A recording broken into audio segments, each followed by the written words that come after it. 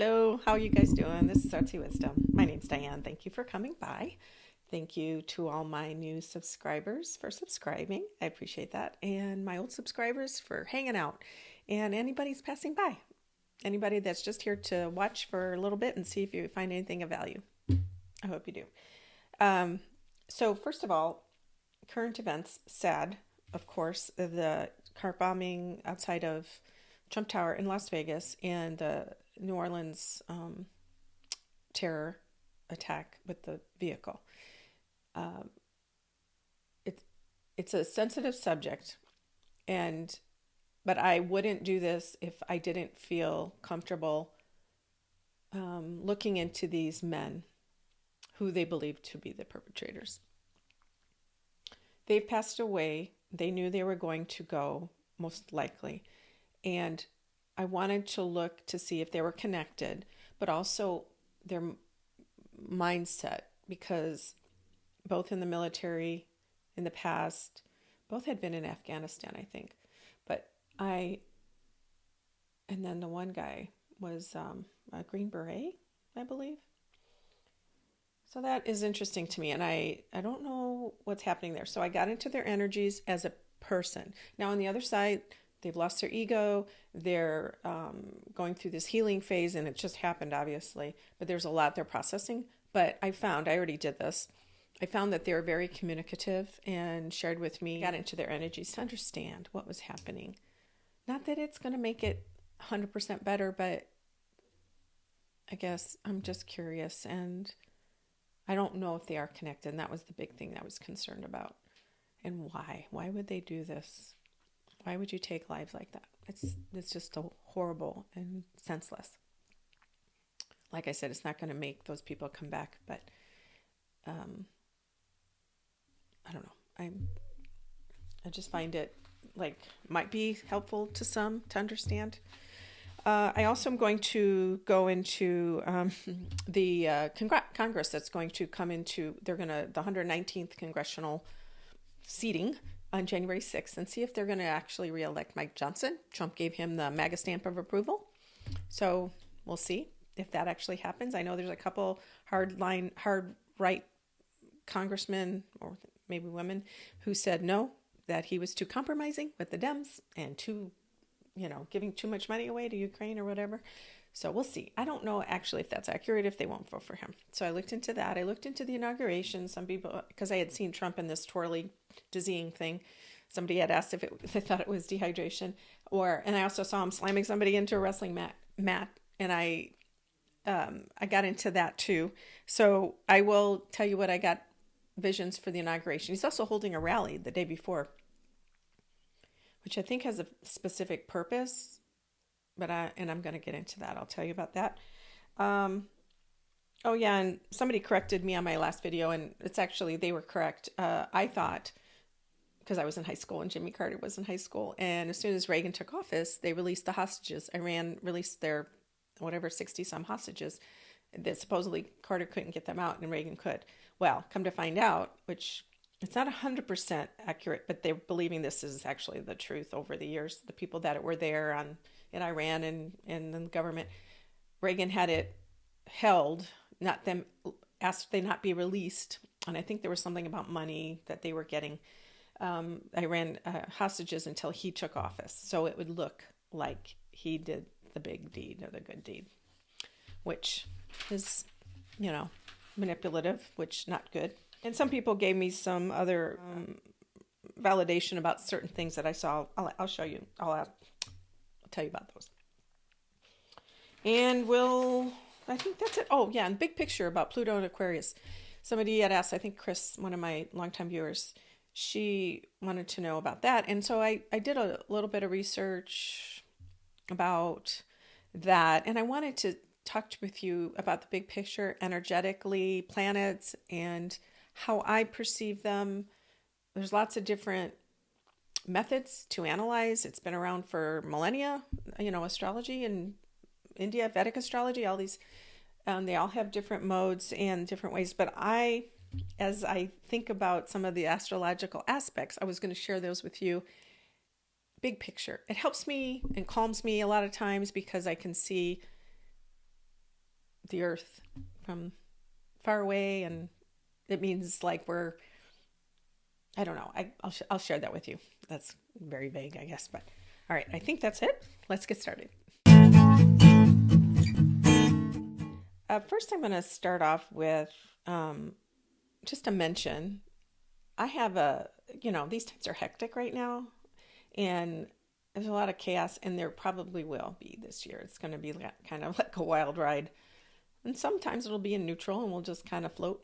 But other times it'll be a little bit anxiety inducing. So I have this calming visualization in my content. If you look under my meditations, and it's like 15, 20 minutes, and you just sit and listen, not while you're driving, obviously, but somewhere nice. And it's really good. And you can bring it to mind anytime you want to go somewhere that's very calming. I'll put in the description the link so you guys can find it.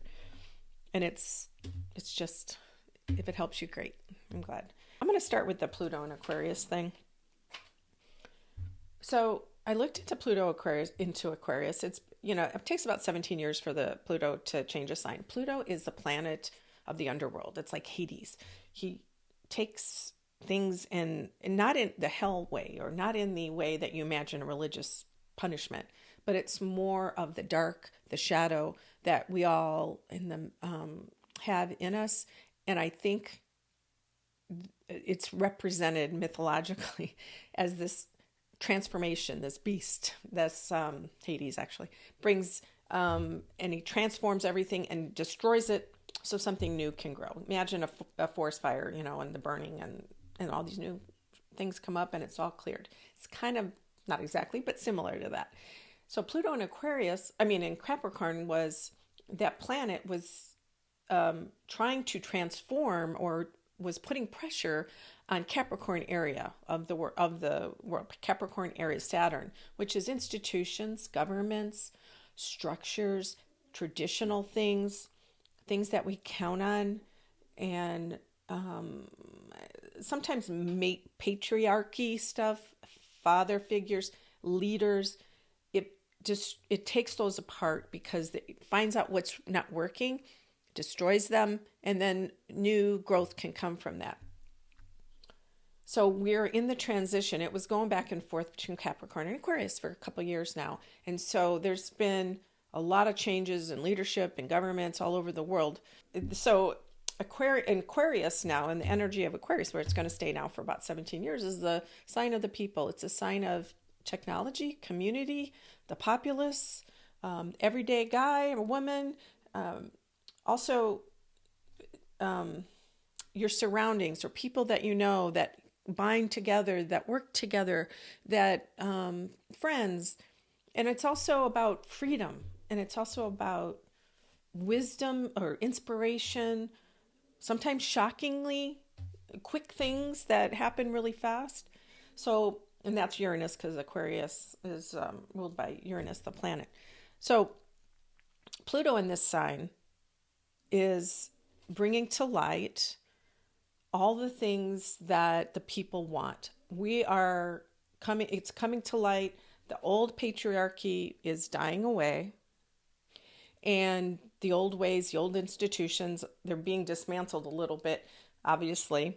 But some of it's also part of these new configurations of companies that, now they want you to stay remotely, or they're doing AI and they don't need these jobs anymore. There's a big shift in those kind of things. And it's not overnight. It's, back and forth, 3, 4, go forward and 2 back. And it's just uncomfortable. There's a lot of fear involved. And so my point is that ultimately it's a good thing, because it's going to clear the forest. And what's going to rise up will be people's needs, the community. People will have their voice heard. Technology will become prominent or more dominant, or go through massive amount of changes, even more than we've seen in the last 20 years, which is hard to imagine, but that's what that's about. And we're going to have to adjust. It's kind of likened to the Industrial Revolution, when, the machines started everything, and then people lost all their jobs and they went to the arts and crafts movement, and people want to do things with their hands. instead of, they wanted to remember that. So we're in that phase where we want to remember those old times or how things used to be or how America was great before, but we're moving forward, and it'll move forward whether you want it to or not. Progress is ahead of us. Change is ahead of us. And not all of it is bad. I mean, it's just change. And that's the one thing we can count on, right? Is change. I did look at my ephemeris. I was going to show you guys. This is my ephemeris that has seen many, many looking ups.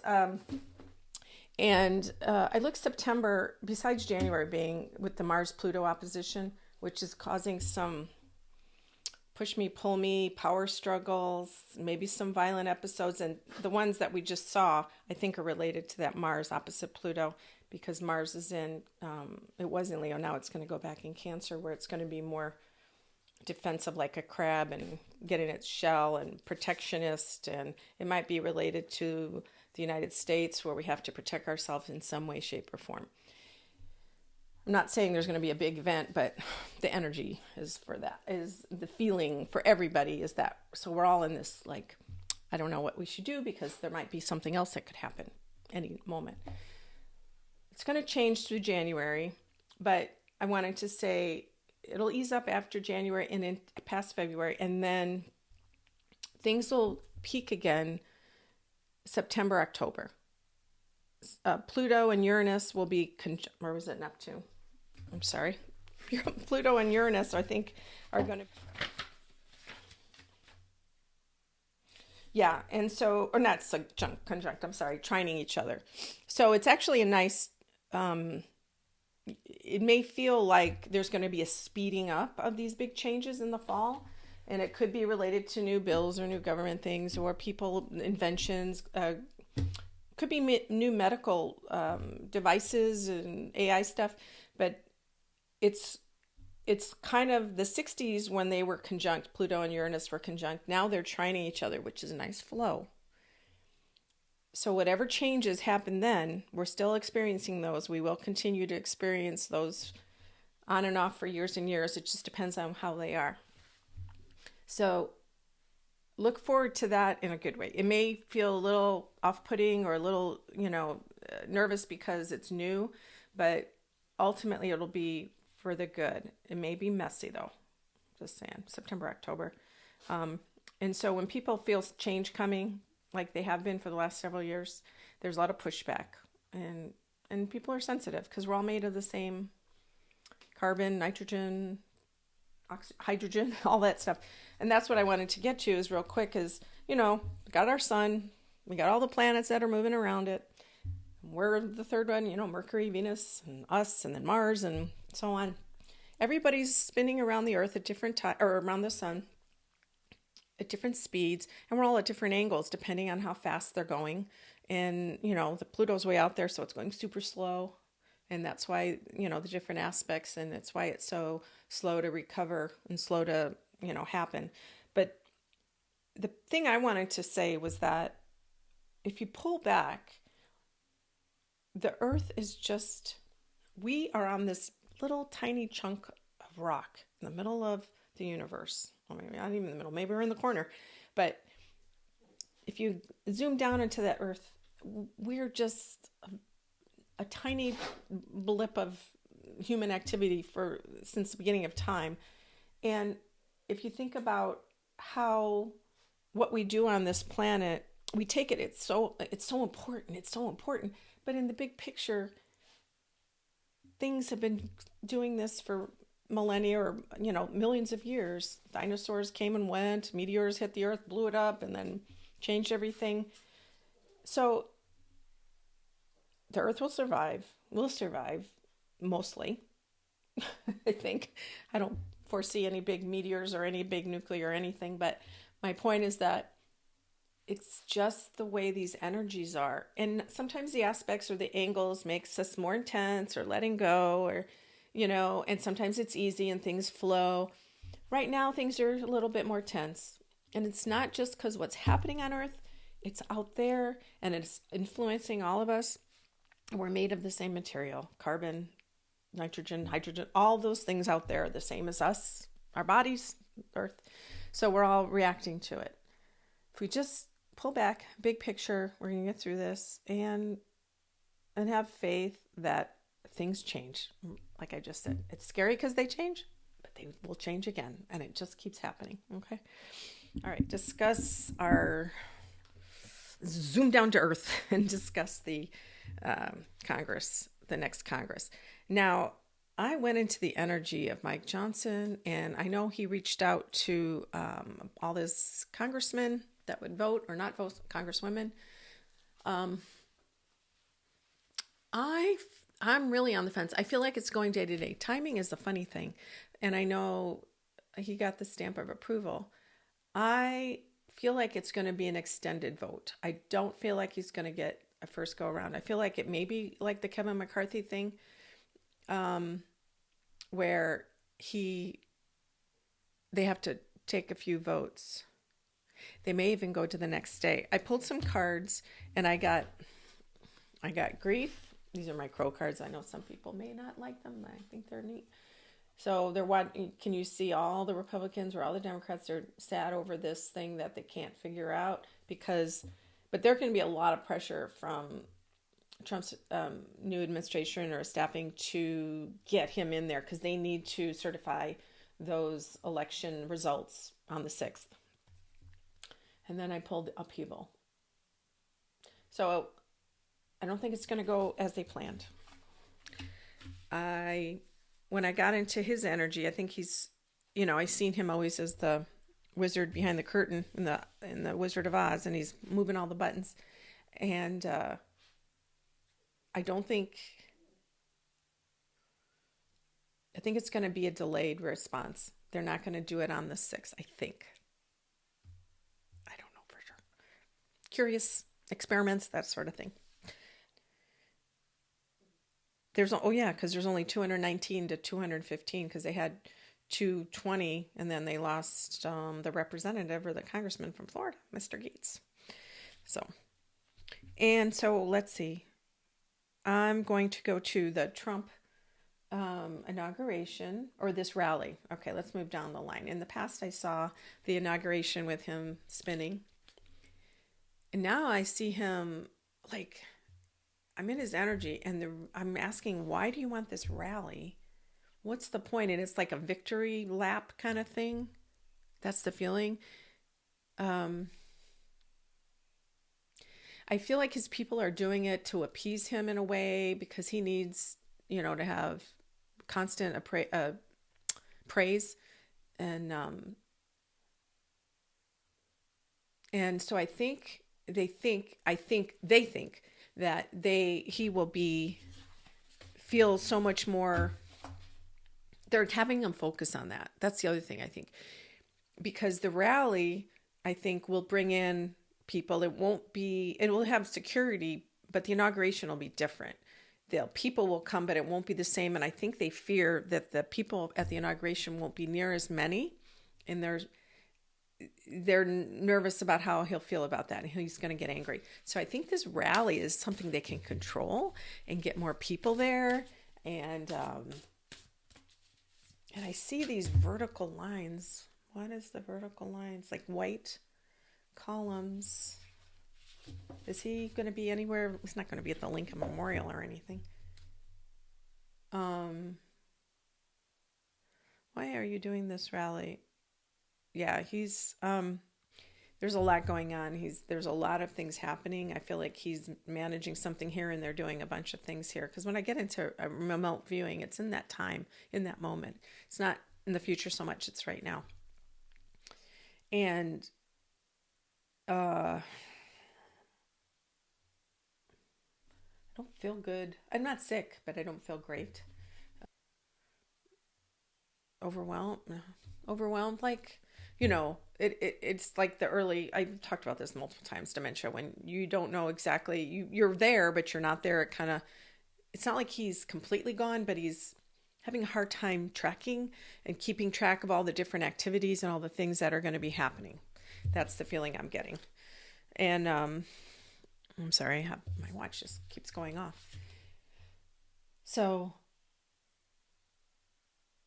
it doesn't feel good though. The things that they're doing doesn't feel good. But the people in the past, I've seen this war room, and at the end of December, they were trying to fight or appeal. The lawyers were appealing a bunch of stuff to take out the blockades to a lot of those cases that he had. And he lost the appeal to the Eugene Carroll case. And there's still the other, I think they might appeal. But the other extent, or the superseding indictment, I guess you would call that, for the Eugene Carroll case, which even more money. But it's like there's so many layers of people behind him or around him, and he's here, and they've got all of this. It's so hectic. It's so hectic. Why are you doing this rally? Perspective. So this perspective is like the hangman, and you're seeing things from a spiritual perspective, or it's going very slow, or you're waiting. It's not happening. Somebody had said they thought he would be inaugurated. There's a possibility that he won't. And I said this even. They might push back the inauguration for some reason. Maybe it has to do with this rally. But I felt like he was under the weather or something where they didn't want him seen. I don't think they'll do it at Mar-a-Lago. No. I think it would be in the capital, but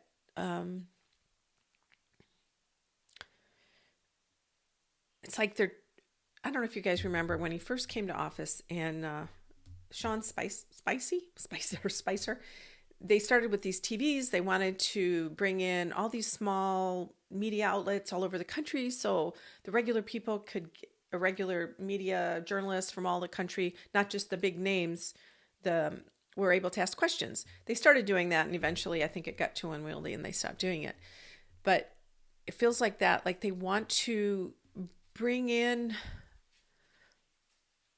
these oddball or obscure media outlets or people or things that they wouldn't be able to do at the inauguration.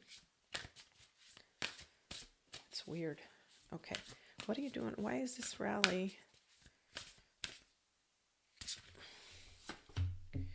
Community, yeah. So he just wants to bring them all together to kiss the ring and say, hey, look at how awesome we are.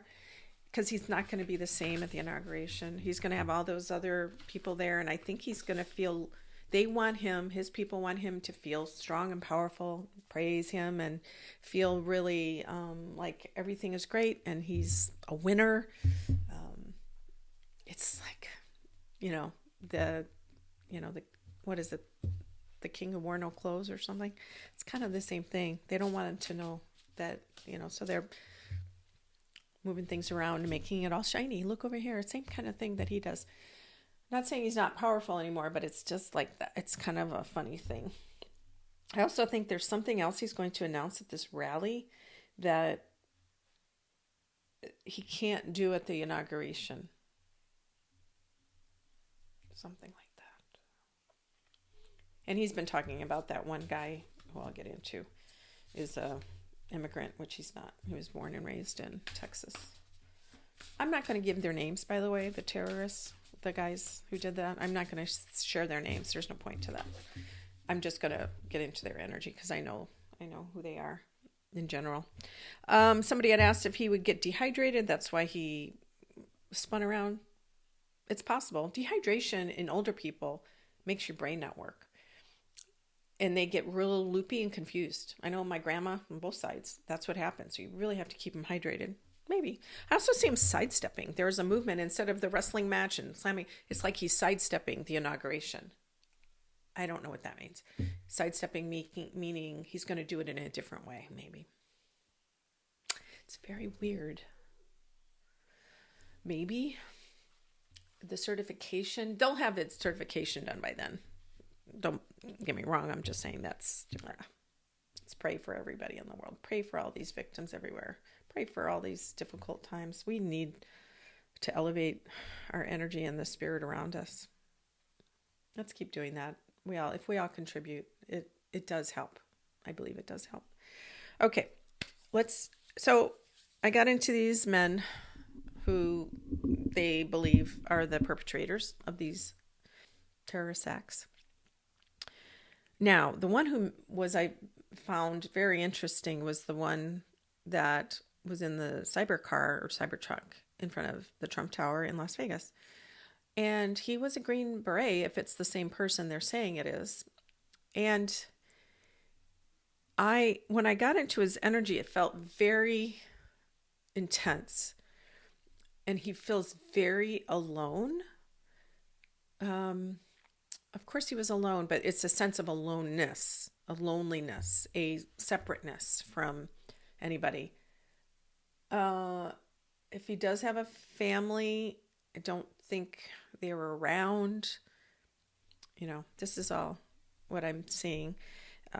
It reminds me of Timothy McVeigh, the one who blew up the Oklahoma City building. I think he wanted to do that. I think he expected, even though that Cybertruck is bulletproof, somebody said, and it didn't explode. I think he was hoping it would blow out like shrapnel. And I think he hoped that it would bring down kind of that same idea, like Oklahoma City. And I don't think he's the same energy because that Timothy McVeigh, I don't know if he was a smart person, but this guy's smarter. But I'll just tell you what I got when I went into his energy. He wanted to be an American hero. He felt like he was doing something heroic for my country. And I told you about the mass shrapnel. The other thing I felt like he either was high or he had a medical something going on. Not like he was dying or anything, but there was some sort of thing that he was really intense and he was in the military, so he already knew how to put his brain in that place where you knew you had to fight and you had to take people out. But he was there, but there's also something else going on. But he was very proud of himself. He felt like he was doing the right thing. So I was wondering if they were connected. And so when I got into this other man's energy, the one who drove the truck in New Orleans, I don't feel they're connected. Like I said, it could be wrong. They said that the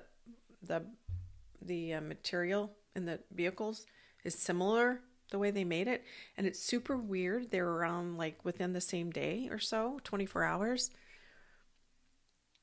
And they both rented vehicles. But like I said, that Mars opposite Pluto is putting everybody in this mind of the world is chaotic and I don't know what's going to happen next, so I have to do something. In good ways or bad, whatever that is. Some people feel like they have to save people. Some people feel like they have to destroy because it's all going to go to hell in a handbasket. It said they were both in Afghanistan in 2009. There's no connection, they said. I don't feel like he was radicalized. But that other guy was, the New Orleans, obviously, because he had an ISIS flag. And how when I got in his energy, he was different. He was, he saw the world or the U.S. as failing, and failing in morals and failing in how the government is not government's not the right word. Culturally, things are shifting, and he felt like it's out of everybody's hands. Like he needed to do something because it was out of control. He also saw the economy failing, and he felt like nobody was taking care of it or taking charge. I don't know why he needed to do that, but he was radicalized, definitely radicalized. And he was also at one point super idealistic. And I got in his energy. It was like idealistic to like crazy idealism. Like, oh, come on. That's, romanticized idealism. Maybe it was a long time ago, But that's the energy I had, was that he was very disheartened, discouraged about what he thought the United States was, or what he was told growing up. And he was disillusioned. He wanted to make a point. He feels like where they were at, where all those people, was like the underbelly, the happy people, the ones that are, drinking and just doing wild things. Are connected to that wild attitude about the country that's not in control, and it's off track. It was related to that somehow.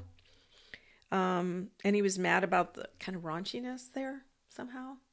And it was part of his anger. And he just turned dark. And he also felt inadequate in his life. Somehow he just wasn't, he didn't feel it, and he wasn't humble about it. He didn't feel like he had he just felt like he couldn't, so he needed this to make him feel powerful. And I wrote not humble.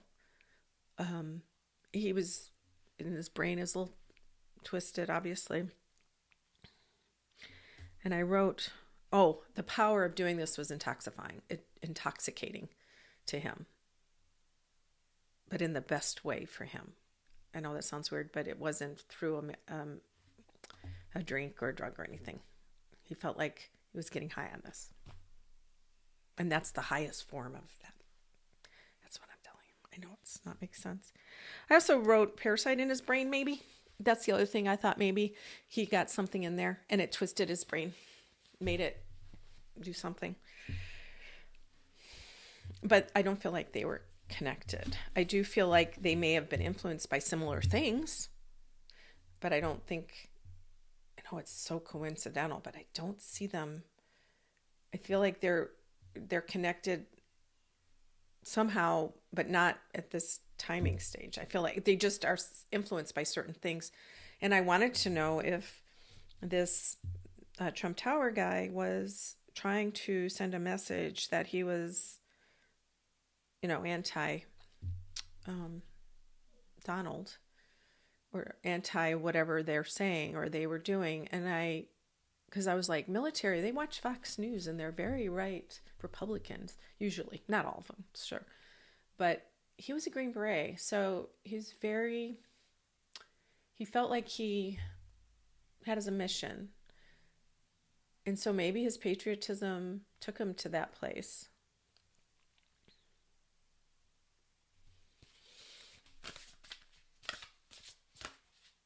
But why did you need to do this now? Distraction, caching, protection. I think there might be one more. Sorry. Because I'm seeing this and I feel like that's telling me, I thought that earlier, but now I'm reading this caching, which is keeping for later. Keeping it. And he might have been, I don't necessarily feel like he was, there is there's not necessarily they weren't coordinated, but I think they were influenced by the same thing. I don't know what that is, so I'm sorry, guys. But they both felt like they were doing, this guy, the Trump guy, one was thinking he was doing something super heroic and patriotic. Giving his life for the country. That's what he felt like he was doing. The other guy was more, obviously radicalized. His focus was more religious and feeling inadequate and needing to feel powerful. Felt like he was needing to get praise from beyond, which he didn't. Anyway, I hope that helped. That was weird. Made me feel sad inside, and all those people that didn't need to leave this earth and shouldn't have had to. Just protect yourself. Just keep, head on a swivel all the time and stay in the light. Have faith. If you do that, you'll be protected. I always believe that's to be true. Send protection to all of your family and friends. Keep the light of love and God around them in a beautiful bubble. And yeah, we'll get through this, you guys. Till next time, take care.